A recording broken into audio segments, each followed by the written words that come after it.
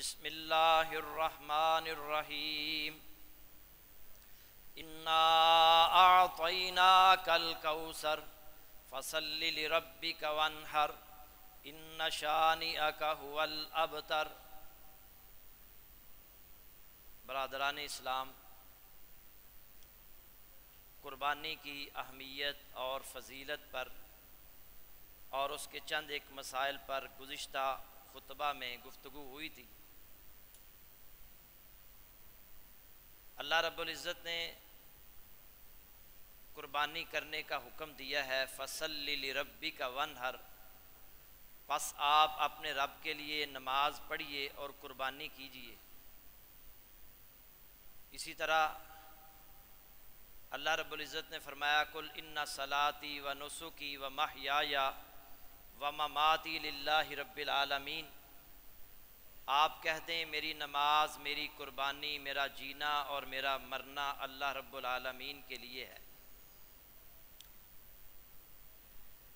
اللہ رب العزت نے اس آیت میں نماز کے ساتھ ہی قربانی کا ذکر کر کے اس کی اہمیت کو واضح کیا ہے۔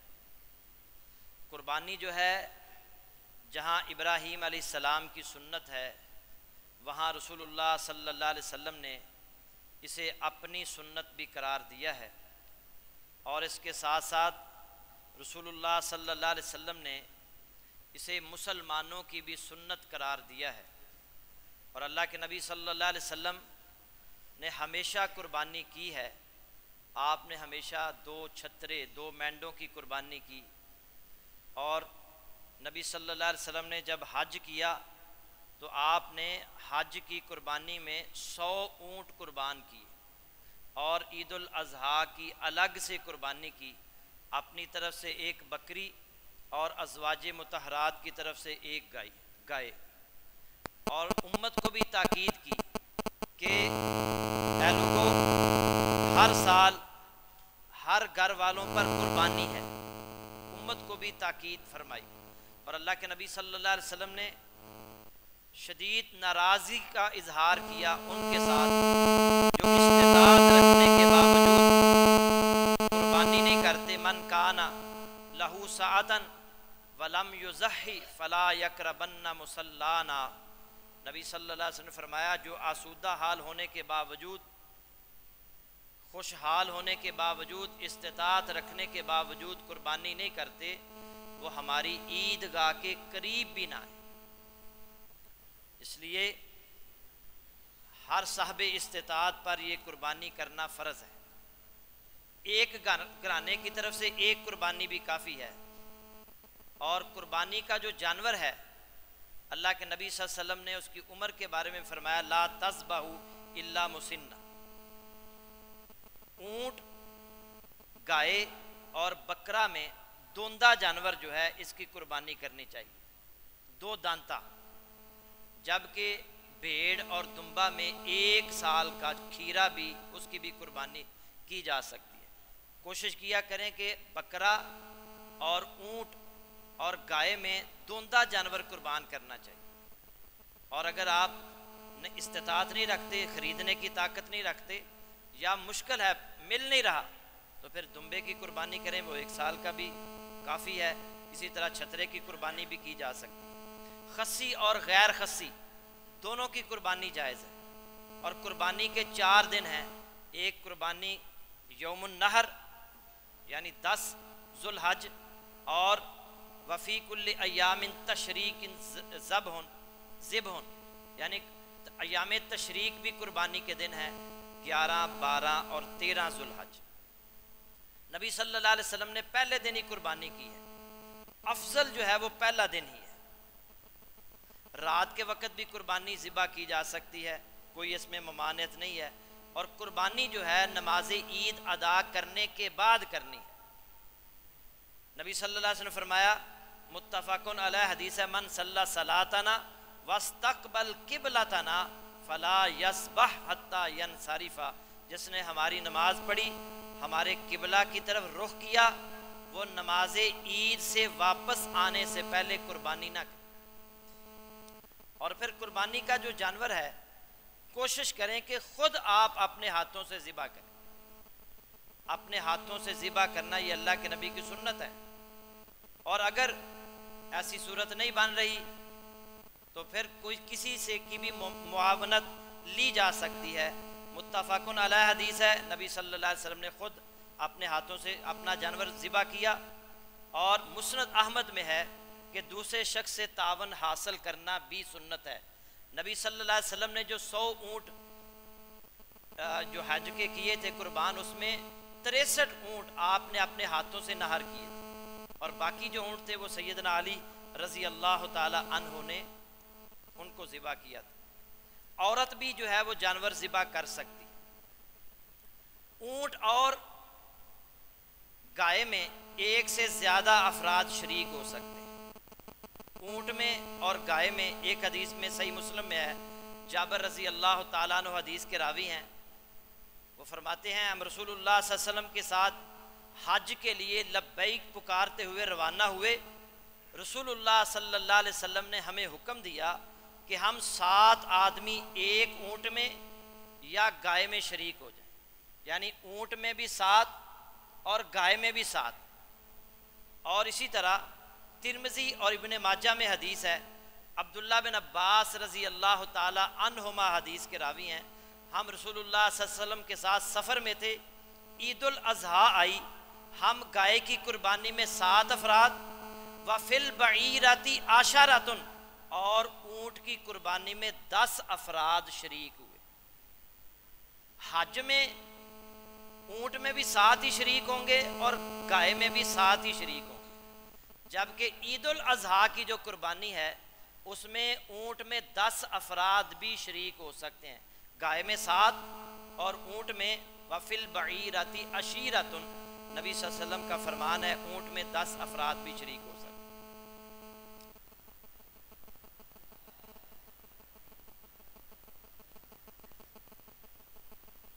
اسی طرح قربانی کا جو جانور ہے اسے احسن طریقے سے، اچھے طریقے سے ذبح کرنا چاہیے۔ نبی صلی اللہ علیہ وسلم فرماتے ہیں، شداد بن اوس رضی اللہ تعالیٰ عنہ حدیث کے راوی ہیں، وہ فرماتے ہیں میں نے رسول اللہ صلی اللہ علیہ وسلم سے 2 باتیں یاد کی۔ آپ نے فرمایا ان اللہ تعالی کاتب الاحسان علی کل شیء، اللہ تعالیٰ نے ہر چیز پر احسان کرنا فرض کر دیا ہے، ہر چیز پر احسان کرنا۔ اور پھر آپ نے فرمایا لہٰذا جب تم قصاص میں قتل کرو تو اچھے طریقے سے قتل ہو، قصاص میں قتل کرنا ہے تو اچھے طریقے سے۔ پھر فرمایا جب تم کسی جانور کو ذبح کرو تو عمدہ طریقے سے ذبح کرو، اور ذبح کرنے والا اپنی چھری کو اچھی طرح تیز کرے اور اپنے ذبیحہ کو آرام پہنچائے۔ امام نووی رحمۃ اللہ علیہ اس حدیث کی شرح میں فرماتے ہیں کہ چھری جو ہے ذبیحہ کے سامنے تیز نہ کی جائے، جس جانور کو آپ نے ذبح کرنا ہے اس کے سامنے چھری کو تیز نہیں کرنا، اور نہ ہی ایک جانور کے سامنے دوسرے جانور کو ذبح کرنا ہے۔ اکثر اس کا خیال نہیں رکھا جاتا، جہاں اجتماعی قربانیاں ہوتی ہیں ایک جانور ذبح کیا جا رہا ہے، ساتھ ہی بیچارہ دوسرا جانور ذبح کیا جا رہا ہے اور اس کو کھڑا کیا ہوا ہے، وہ جانور دیکھ رہے ہیں۔ اور کسی بندے نے مجھے ویڈیو بھیجی ہے، ایک اونٹ کو ذبح کیا جا رہا تھا، ساتھ ایک اونٹ کھڑا تھا اور وہ دیکھ رہا تھا، اس کی آنکھوں سے مسلسل آنسو جا رہے۔ اللہ کے نبی نے ایسا منع کیا ہے، ایک جانور کے سامنے دوسرے جانور کو ذبح نہیں کرنا، اور نہ ہی امام نووی رحمۃ اللہ علیہ فرماتے ہیں کہ اسے گھسیٹ کر مار کر جو ہے نا وہ وہاں لایا جائے جہاں اسے ذبح کرنا۔ نبی صلی اللہ علیہ وسلم، حضرت عبداللہ بن عباس بیان فرماتے ہیں کہ نبی صلی اللہ علیہ وسلم ایک شخص کے پاس سے گزرے، اس نے بکری کو لٹایا ہوا تھا اور اپنا پاؤں بکری کی گردن پر رکھا ہوا تھا اور ایک ہاتھ سے نا چھری تیز کر رہا تھا۔ اللہ کے نبی صلی اللہ علیہ وسلم نے فرمایا کہ یہ تو پہلے نہیں کر سکتا تھا، یہ چھری جو ہے یہ پہلے تیز نہیں کر سکتا تھا۔ اور پھر آپ نے فرمایا اوا ترید ان تمیتھا موتا، کیا تم اسے کئی مرتبہ مارنا چاہتے ہو، کئی مرتبہ مارنا چاہتے ہو، ایک جانور کے سامنے دوسرے جانور کو آپ ذبح کر رہے ہیں، وہ بھی دیکھے گا نا میرے ساتھ بھی یہی کچھ ہونے والا ہے، وہ پہلے ہی مر جائے گا بیچارہ۔ آپ نے فرمایا کئی موتیں تم اس پر اسے جو ہے نا وہ دینا چاہتے ہو، اس لیے حضرات جانور کے سامنے دوسرے جانور کو ذبح نہیں کرنا، اور جو قربانی جس چھری سے آپ کر رہے ہیں اس کو اچھی طرح تیز کرنا ہے۔ اندازہ کریں یہ ہے اسلام۔ اور جانور کو ذبح کرتے وقت پڑھنا چاہیے بسم اللہ واللہ اکبر۔ اب آپ نے جانور ذبح کر لیا، گوشت وغیرہ بنا لیا، تو پھر اس کا کیا کرنا ہے؟ گوشت خود بھی کھائیں، اس کو کھلائیں بھی دوسروں کو، اور ذخیرہ بھی کر سکتے ہیں۔ اللہ رب العزت نے فرمایا فَكُلُوا، سورہ حج کی 28 نمبر آیت ہے، فَكُلُوا مِنْهَا وَأَطْعِمُوا الْبَائِسَ الْفَقِيرَ، بس قربانی کا گوشت خود بھی کھاؤ اور بھوکے تنگ دست فقیر کو بھی کھلاؤ۔ خود بھی کھانا ہے، یہ نہیں کہا خود ہی کھاؤ، یہ نہیں کہا خود ہی کھاؤ، یہ نہیں کہا کھلاؤ بھی۔ دوسری آیت حج کی ہی 36 نمبر آیت، فَكُلُوا مِنْهَا، بس ان کے گوشت سے خود بھی کھاؤ، وَأَطْعِمُوا الْقَانِعَ وَالْمُعْتَرَّ، اور قناعت کرنے والے اور مانگنے والے کو بھی کھلاؤ۔ خود بھی کھانا ہے، رشتہ داروں کو بھی کھلانا ہے، دوست احباب کو بھی کھلانا ہے، اور فقیروں کو بھی کھلانا ہے، تنگ دستوں کو بھی کھلانا ہے، مساکین کو بھی کھلانا ہے۔ کتنے افسوس کی بات ہے کہ ہم گوشت قربانی کرتے ہیں، ہزاروں لاکھوں روپیہ لگا دیتے ہیں، مگر جب قربانی کا گوشت تقسیم کرنے کی باری آتی ہے تو کسائی بھی بڑے ہوشیار ہیں، وہ کہتے ہیں جی اور ران رکھ دئیے فریج، اس میں ابھی کاٹ دوں بوٹیاں بنا دوں یا فریج میں رکھنی ہے؟ وہ کہتے ہیں اس کو الگ کر دو۔ اچھا گوشت پہلے ہی الگ کر لیا، اور جو انتہائی ناقص گوشت ہوتا ہے جو خود بندہ نہیں کھاتا، وہ یہ فقیروں کے گھروں میں، یہ غریبوں کے گھروں میں، مساکین کے گھروں میں پہنچا۔ اب خود سوچیں اسلام کیا کہتا ہے؟ نبی صلی اللہ علیہ وسلم نے فرمایا لا یؤمن احدکم حتی یحب لاخیہ ما یحب لنفسہ، تم اس وقت تک مومن نہیں بن سکتے جب تک جو چیز تم اپنے لیے پسند کرتے ہو وہ اپنے بھائی کے لیے پسند ہے۔ اپنے لیے رانے اور ان کے لیے چربی۔ ایک آدمی نے بتایا کہ اور پھر ہم اپنے نمازی بھائیوں کے بارے میں ہمیں پتہ نہیں ہوتا کہ اس بیچارے نے قربانی کی ہے یا نہیں کی ہے، پوچھتے ہی نہیں ہے۔ ایک آدمی نے بتایا کہ عید والے دن اس بیچارے نے قربانی نہیں کی، نمازی، مسجد رحمانیہ کا نماز، اس نے قربانی نہیں کی اور کسی بندے نے اس کے گھر میں گوشت نہیں بھیجا، تو کیا محلے داروں کی قربانی ہو جائے گی؟ نمازی بھائیوں کی ہو جائے گی؟ ساتھ نماز پڑھتا ہے، یہ نہیں پتا کہ اس نے قربانی نہیں کی، اس کے گھر گوشت بھیجنا ہے۔ اندازہ کیجیے، ہمیں آ کر لوگ بتاتے ہیں جی گوشت ہمارے گھر میں بھیجا کسی نے، وہ پکانے کے قابل نہیں تھا۔ کتنے ہی واقعات آپ کے سامنے رکھے جا سکتے ہیں۔ لوگ ہمیں آ کر بتاتے ہیں جی کہ قاری صاحب بھی دسیا کرو کہ خود فریج نو نہ بھریا کرو، غریباں دے گھر بھی بھیجا۔ تو آپ نے لاکھوں روپیہ لگایا ہے تو ثواب، اجر و ثواب بھی حاصل کریں، اس کو خود ہی نہ کھائیں، کھلائیں بھی، اور جو اپنے لیے پسند کرتے ہیں اپنے مسلمان بھائیوں کے لیے بھی پسند کریں۔ وَيُؤْثِرُونَ عَلَىٰ أَنفُسِهِمْ وَلَوْ كَانَ بِهِمْ خَصَاصَةٌ، یہ آیت صرف صحابہ کے لیے تھی کہ وہ اپنی ذات پر دوسروں کو ترجیح دیا کرتے تھے کہ یہ ہمارے لیے نہیں ہے۔ اور بھائی آپ کو اللہ نے توفیق دی قربانی کرنے کی، آپ اپنے مسلمان بھائیوں کو کھلائیں، یہ ہو ہی نہیں سکتا کہ اللہ پورا سال آپ کو نہ کھلائے۔ اللہ نے آپ کو توفیق دی قربانی کرنے کی، آپ پورا سال گوشت کھاتے رہتے ہیں، کوئی گھرانہ، رات ہی ایک بندہ کہہ رہا تھا جی کوئی گھرانہ ایسا نہیں ہے جس کے گھر میں ہر روز گوشت نہ پکتا، سبزیوں میں گوشت ہم ڈال کے ہر روز گوشت کھاتے ہیں، تو عید کا گوشت جو ہے نا غریبوں مسکینوں کو نہ کھلائیں، اور اپنی فریجوں کو بھر لے، 3 4 مہینے گوشت کھاتے رہیں۔ احساس کریں غربا کا، مساکین کا احساس کریں، جو بیچارے سارا سال انتظار میں رہتے ہیں، عید الاضحیٰ آئے گی تو بکرے کا گوشت کھا لیں گے، یہ گائے کا گوشت کھا لیں گے، اور پھر بھی آپ ان کو نہ بھیجیں، اور جو بھیجیں وہ پکانے کے قابل نہ ہو۔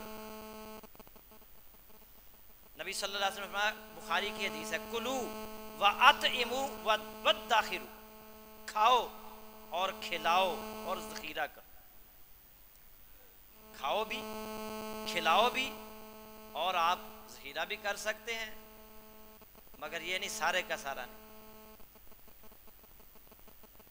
امام شافعی رحمۃ اللہ علیہ کی رائے ہے کہ 3 حصے کریں، 3 حصے، پورا گوشت بنا کے، پورا گوشت اس کے 3 حصے کریں، ایک آپ اپنے لیے رکھ لیں، ایک رشتہ داروں کو دیں، ایک غربا کے لیے میں تقسیم کر، مکمل گوشت بنانا ہے، سارے کے سارے کو بنانا ہے، یہ نہیں ہے کہ اچھا فریج میں رکھ کے باقی کو بنانا ہے۔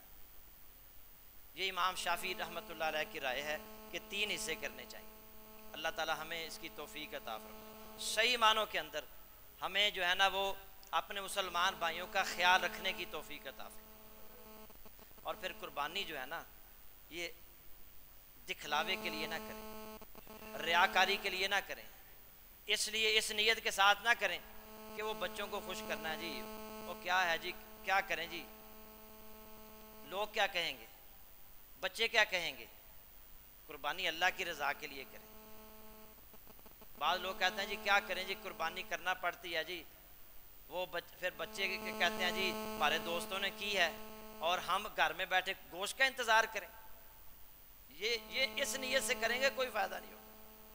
بعض لوگ نا لوگوں کے تانوں سے بچنے کے لیے قربانی کرتے ہیں، اور بعض لوگ موٹے جانور لے کر آتے ہیں لوگوں کو دکھانے کے لیے، میں نے 5 لاکھ کا جانور، کل ایک بندہ فون پر بات کر رہا تھا، وہ کہہ رہا 50,000 میرا دیندہ نہیں تو 5 لاکھ کا جانور لے آندا، دکھانے کے لیے کہ میں نے 5 لاکھ، بتا رہا ہے ہر کسی کو میں نے 5 لاکھ کا جانور لے کر آیا ہوں، 5 لاکھ کا، اور بندہ وہ رو رہا تھا میرا 50,000 دیتا نہیں ہے، لوگوں کو دکھانے کے لیے، بلے بلے کروانے کے لیے 5 لاکھ کا جانور۔ یہ ریاکاری اور دکھلاوا نہیں چلتا، کوئی فائدہ نہیں ہے ریاکاری اور دکھلاوے سے، آپ 10 بھی قربانیاں کر، اللہ تعالیٰ ریاکاری اور دکھلاوے سے محفوظ رکھے۔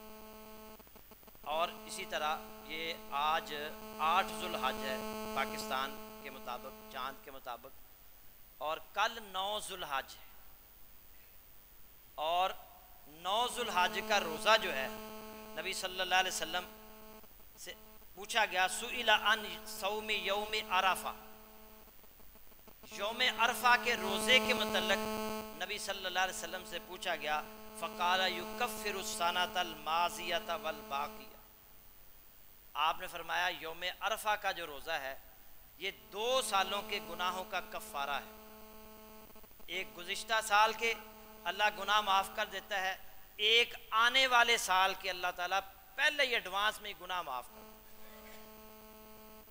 تو ہمارے یہاں یہ بعض لوگوں نے اختلاف پیدا کر دیا جی یوم عرفہ سعودی عرب کے مطابق، ایسے ہی لوگوں، آج ہی مجھے یہ، میں جمعے کے لیے اپنے دفتر سے یہاں آنے لگا نا تو کسی نے کلپ بھیجا مجھے، اس وقت جو سب سے بڑے محدث ہیں غلام مصطفیٰ ظہیر امن پوری حافظہ اللہ تعالی، بہت بڑے محدث ہیں، ان کا کسی نے کلپ مجھے بھیجا، اور میں الحمدللہ اللہ کا شکر کرنے لگا کہ میں 2008 سے یہی بات کر رہا ہوں کہ جب ہم یہاں پاکستان میں اپنے چاند کو دیکھنا ہے، وہ بھی بتا رہے تھے 9 ذو الحج کا روزہ رکھنا ہے، اور اللہ کے نبی صلی اللہ علیہ وسلم نے یہ حدیث میں جو بیان کیا نا کہ پوچھا گیا کہ یوم عرفہ کے روزے کے متعلق، تو آپ اس وقت عرفات کے میدان میں تھے، اس لیے پوچھا گیا کہ اس دن کے روزے کی کیا اہمیت۔ ہم نے اپنے چاند کے مطابق چلنا ہے، اگر ہم سعودی عرب کے مطابق چلیں تو کئی ایسے ممالک ہیں جہاں سعودی عرب میں 9 ذوالحج دن ہوگا اور وہاں رات ہوگی، تو وہ رات کو روزہ رکھیں گے پھر. اور پھر ہمارا اور سعودی عرب کا 2 گھنٹے کا فرق ہے. ہمارا اور سعودی عرب کا 2 گھنٹے، ہمارا روزہ افطار ہو جائے گا اور ابھی یوم عرفہ ختم ہی نہیں ہوگا. 2 گھنٹے پہلے فرض کریں یہ 7:15 بجے 7:10 پر روزہ افطار ہوگا، ہم نے 7:10 پر روزہ افطار کر لینا ہے، لیکن سعودی عرب میں ابھی 2 گھنٹے باقی ہوں گے. یا تو پھر سعودی عرب کے مطابق چلیں، ان کے مطابق سحری بھی کریں اور ان کے سورج کے مطابق آپ جو ہے نا وہ افطاری بھی کریں. عجیب جو ہے نا وہ سلسلہ بنا دیا ہے، لوگوں کو شک میں مبتلا کر دیا ہے، اور بیچارے لوگ کہتے ہیں جی 8 دا رکھیے کہ 9 دا رکھیے، ہر دفعہ یہی مسئلہ. تو آپ نے اپنے چاند کے مطابق 9 ذوالحج کا روزہ رکھنا ہے، اور 9 ذوالحج کے روزے رکھنے سے آپ کو جو ہے وہ 2 سالوں کے گناہ اللہ تعالیٰ معاف کرے گا. اور یہ بھی یاد رکھیں صغیرہ گناہ معاف کرے. یہ نہیں ہے کہ آپ کسی کے پلاٹ پر قبضہ کر کے رشوت لیں اور کہیں گے 9 دا روزہ رکھنا ہی ہے نا اللہ معاف کر دے. رشوت لینا شروع کر دیں اور فراڈ کرنا شروع کر دیں، اور کوئی نہیں 9 دا روزہ رکھاں گے نا، پچھلے بھی معاف تھے، ایڈوانس اگلے سال دے بھی معاف. صغیرہ گناہ معاف ہوتے ہیں. کسی کا حق مارا ہوا یہ معاف نہیں ہوگا جب تک واپس نہیں کریں. جب تک آپ اس کا حق واپس نہیں کریں گے یہ گناہ معاف نہیں ہوگا. اللہ تعالیٰ ہدایت عطا فرمائے. اسی طرح یہ ایک سنت ہے نا قربانی. بعض لوگ شور مچاتے ہیں جی جب عید آتی ہے جی اتنے جانور قربان ہوں گے، اربوں خربوں روپیہ لگے گا، یہی اس سے ہسپتال بنائے جا سکتے ہیں، سکول بنائے جا سکتے ہیں، یہ کیا جا سکتا ہے، یہ کیا جا سکتا ہے. انہیں یہ نہیں نظر آتا کہ اتنے سگریٹ پیے جاتے ہیں. اربوں روپے کی سگریٹ پیتے ہیں کہ نہیں ہر سال؟ اربوں روپے کی. کوئی بندہ کہتا ہے کہ سگریٹ پینا بند کر، یہی ان پیسوں سے ہسپتال بنا لیں، یا اور فضول اور بے مقصد کاموں میں، شادی بیاہوں پر. ابھی ایک مولانا صاحب بتا رہے تھے ایک بندے نے اپنی بیٹی کی شادی میں 16 کروڑ روپیہ خرچ کیا. کتنے؟ 16 کروڑ روپیہ خرچ کیا اپنی بیٹی کی شادی میں. اور وہ اتفاق سے مسجد کا صدر بھی تھا، اتفاق سے مسجد کا صدر بھی تھا. اور قاری صاحب، یہ مولوی صاحب بتا رہے ہیں، عالم دین بتا رہے ہیں، مولوی صاحب جو امام تھے بیچارے، ان کی بیوی بیمار ہو گئی یا والدہ بیمار ہوگی، تو وہ اس نے چھٹی لی، 1 ہفتہ کی چھٹی اپنے گاؤں میں گیا. اسے زیادہ دن ہو گئے والدہ کی طبیعت بہتر نہ ہوئی یا بیوی کی طبیعت بہتر نہ ہوئی، 3 4 5 چھٹیاں کر کے وہ اضافی کر کے آیا. تو اس کی تنخواہ میں سے 4000 کاٹ لی. تو اس کی تنخواہ میں سے 4000 روپیہ کاٹ لیا. بیٹی کی شادی پر 16 کروڑ روپیہ لگا. اندازہ کریں. یہ کوئی نہیں کہے گا او بھائی اتنا خرچہ. پچھلے دنوں گجرانوالا میں شادی ہوئی ہے، 2 ارب روپیہ شادی پر لگا. کتنے؟ 2 ارب روپیہ. اور اسی دن انڈیا میں ایک ہندو نے اپنی بیٹی کی شادی کی اور اس نے 2 ارب روپیہ ہی اپنی جو ہے نا وہ شادی پر کس طرح خرچ کیا. اس نے چھوٹے چھوٹے 3 مرلے کے مکان 2 ارب روپے کے بنا کر ان لوگوں کو دیے جن کے اپنے ذاتی مکان نہیں. اے ہندو نے یہ کیا. اور اپنی بیٹی کی شادی انتہائی، اس نے کہا یہ 2-4 ارب روپیہ میں نے شادی پر خرچ کرنا تھا، یہ میں نے اتنے گھروں کو جو ہے وہ لوگوں کو ان کو رہائش مہیا کر دی. بالکل سادگی کے ساتھ اپنی بیٹی کا نکاح کیا. مسلمان 2 ارب روپیہ لگا رہے ہیں. یہ کوئی نہیں کہے گا اور بھائی اس کی بجائے غریبوں کے لیے ہسپتال بناؤ. بات کریں گے تو قربانی پر. اور قربانی جو ہے اس سے کتنے لوگوں کا روزگار وابستہ ہے آپ اندازہ نہیں کر سکتے. 12 لاکھ سے زیادہ گھرانوں کا کاروبار وابستہ ہے اس قربانی کے جانوروں کے ساتھ. یہ جو پالتے ہیں لوگ 12 لاکھ گھرانے. اور پچھلے سال اخبار میں خبر آئی تھی کہ اس سال قربانی میں 3 کھرب روپے کا پاکستان میں کاروبار ہوا. کتنے کا؟ 3 کھرب روپے کا. ایک سنت پر عمل کرنے سے 3 کھرب روپے کا کاروبار ہوا. اور کتنے لوگوں کا روزگار وابستہ ہے اندازہ آپ لگا سکتے ہیں. کسائی ہیں، اور چھریاں ہیں. اور پھر پچھلے سال میں نے اخبار میں پڑھا کہ پاکستان میں ان عید کے دنوں میں مسالہ جات، ہم پھر گوشت کھانا بھی تو ہوتا ہے نا جی، مسالہ جات پر 2 ارب روپے کی جو ہے نا وہ کاروبار ہوا، مسالہ جات کا 2 ارب روپے. تو یہ کتنے لوگوں کا روزگار اس سے وابستہ ہے. اور یہ لوگ جو ہے نا قربان واویلا کرتے ہیں، قربانی سے لوگوں کو روکنے کی کوشش کرتے ہیں. یہ اللہ کے نبی کی سنت ہے، یہ شاعر اسلام میں سے ہے. انشاءاللہ یہ سنت قیامت تک جاری رہے گی. یہ شور مچاتے رہیں، کوئی ان کی جو ہے نا آواز پر کان نہیں دھرے گا. اور انشاءاللہ اللہ کی یہ نبی کی سنت قیامت تک جاری رہے گی. اللہ سے دعا ہے کہ اللہ تعالی ہمیں اخلاص نصیب فرمائے، ریاکاری اور دکھلاوے سے محفوظ فرمائے. وآخر دعوانا ان الحمدللہ.